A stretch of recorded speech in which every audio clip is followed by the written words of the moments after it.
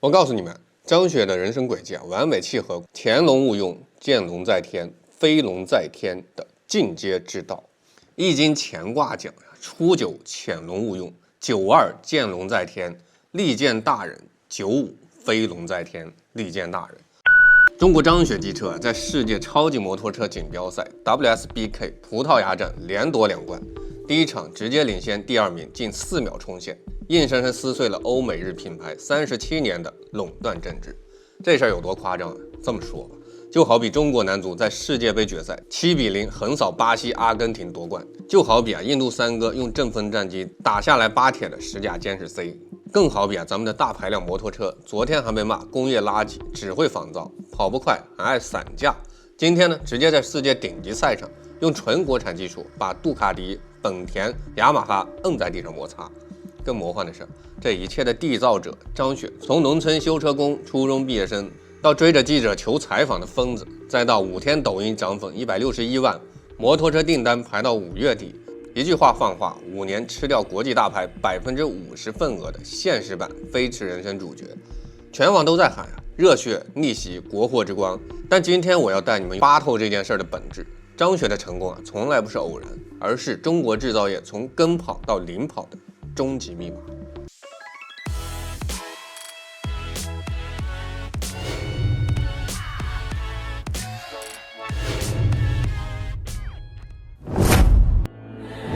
大家好，我是不爱放大招的大招。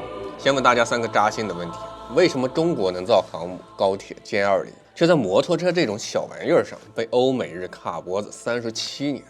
为什么全球每年卖5600万辆摩托车，本田一家占26.6%，中国摩企曾只能在第3世界卖低价代步车，利润薄如纸？为什么偏偏是张雪，一个没学历、没背景、没顶级资本的农村小子，用2年的时间干翻了100年国际巨头？全网都在讲张雪的励志故事。1987年生于湖南麻阳山村，父母离异，跟奶奶过，借住的房子。2003年初中毕业，当修车学徒。17岁开修车行，19岁追着湖南卫视记者死缠烂打求采访，骑旧摩托频频翻车。后来想当职业车手，屡屡失败。2017年做凯越机车，2024年分家创立张雪机车，2026年 WSBK 夺冠，一夜封神。故事很燃，但普通人看热血，聪明人看门道。我告诉你们，张雪的人生轨迹完美契合潜龙勿用，见龙在天，飞龙在天的进阶之道。易经乾卦讲初九潜龙勿用，九二见龙在天，利见大人，九五飞龙在天，利见大人。说这潜龙勿用阶段，张雪前30年家境贫寒，屡战屡败，不被认可，看似无用，实则在深潜、修技、蓄势，蒙眼装发动机，死磕修车技术，吃透摩托车每一个零件，这是后机。再看见龙在天，2006年追湖南卫视记者，2009年上央视人与社会，虽没成功吧，但力荐大人，让行业看到他的执着，累计人脉、认知、口碑，这是破圈。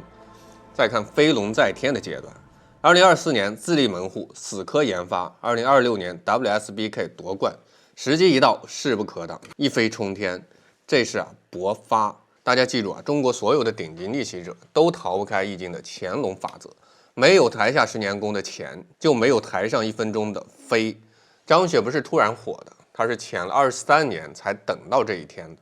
再看赛事数据张雪机车 820RR RS 赛车，搭载自研 819cc 直列3缸发动机，钛合金气门，镁合金部件，干重52公斤，最大功率 153.6 马力，0-100加速 2.6 秒，6轴 IMU 电控毫秒级响应，整车国产化率 87.2%， 核心部件100%自主可控，近4秒的优势在 WSBK 这种顶级赛事里叫赛道真空区。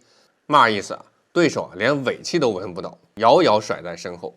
外媒惊呼中国摩托车用最暴力的速度终结了欧美日37年的统治。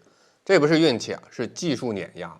论语讲工欲善其事，必先利其器。诗经说如切如磋，如琢如磨。张雪把老祖宗的精益求精刻进了发动机、车架、电控的每一个细节。第二咱们来说说痛点吧。中国摩托车的百年屈辱，低端内卷，技术卡脖，品牌卑微，谁能破局？在张雪之前，中国摩托车行业是一部扎心的屈辱史。3个痛点，刀刀见骨。第一，大而不强，全球打工人。2024年，中国摩托车出口3676万辆，占全球55%。看似世界第一，但一看利润，本田一家年销1940万辆，净利润6634亿日元。中国头部豪爵年销193万辆，利润仅为本田的1/8。咱们卖的是代步工具，均价600美元；欧美日卖的是大排量玩具，均价3000美元以上。中国摩企在全球产业链就是赚辛苦钱做低端货，被人瞧不起的打工人。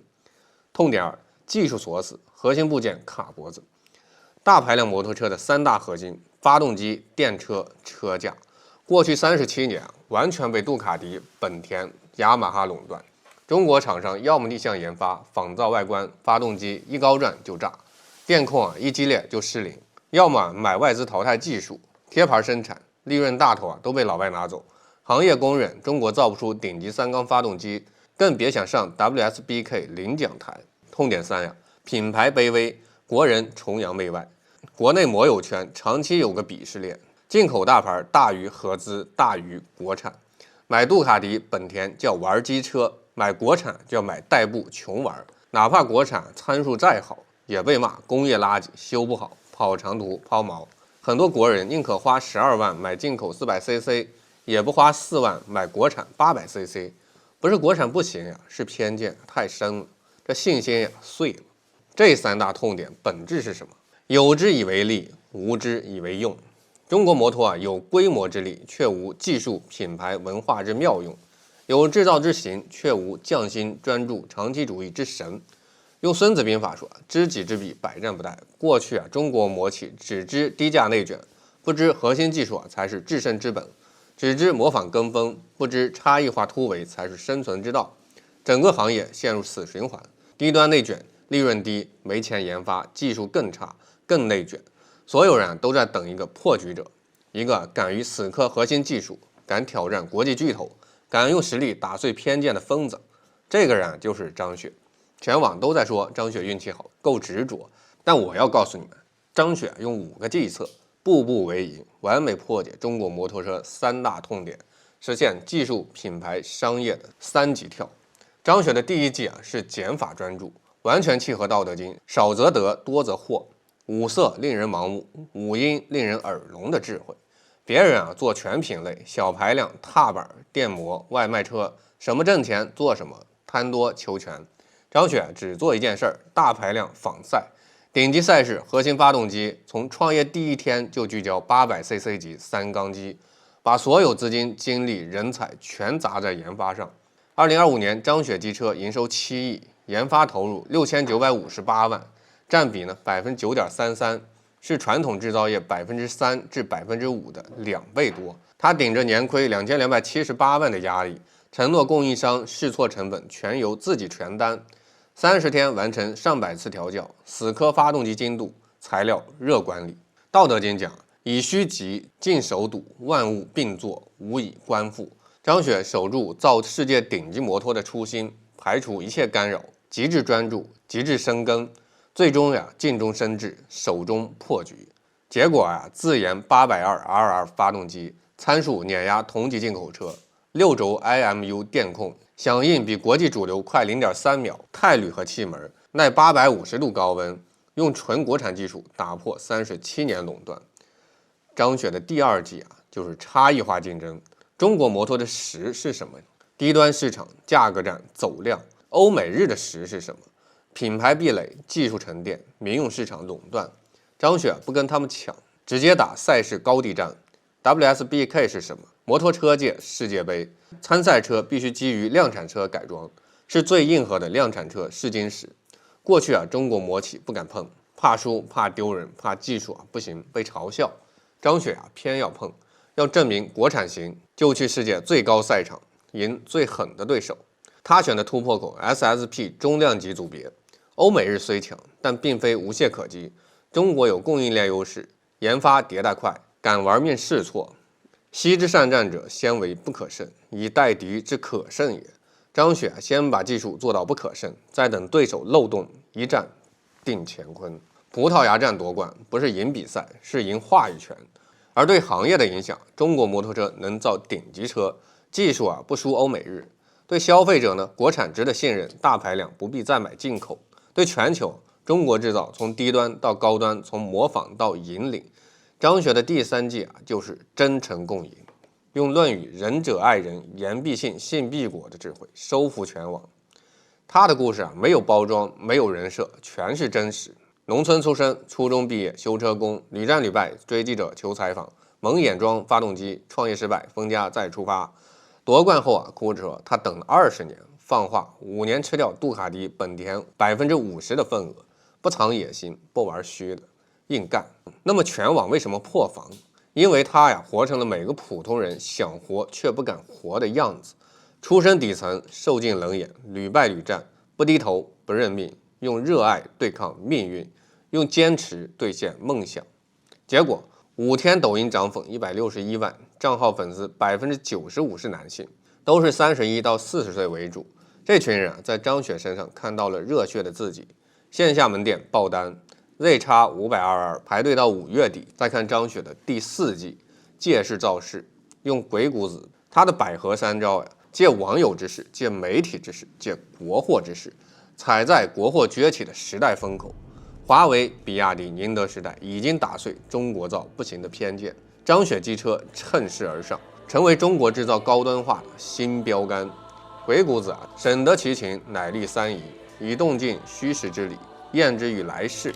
张雪精准拿捏时代情绪、用户心理、行业趋势，顺势而为，借势而上，最终一人之势成天下之事。再看张雪第5计，他从不满足，夺冠后立刻备战2027年达喀尔拉力赛，计划进军更烧钱的 MotoGP 世界摩托车大奖赛。2026年研发投入增至1.35亿，推7款新车型，目标销量翻倍至5万台。这5计合在一起，最终实现了技术突破、品牌崛起、商业爆发、行业颠覆的完美闭环。这张雪说未来5年我们会吃掉杜卡迪、本田等国际大牌50%以上的份额。很多人觉得狂，但我信因为他不是吹牛，是用23年的坚守，用6950万的研发，用近4秒的碾压，用全网的支持，在兑现一个中国机车世界第1的承诺。看完张雪的故事你还觉得出身决定命运，平凡不能逆袭，国货永远不行吗？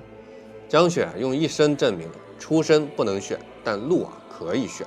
农村修车工也能造世界第1机车，学历不重要，学习力才重要。初中毕业也能死磕出顶级发动机技术，失败不可怕，放弃才可怕。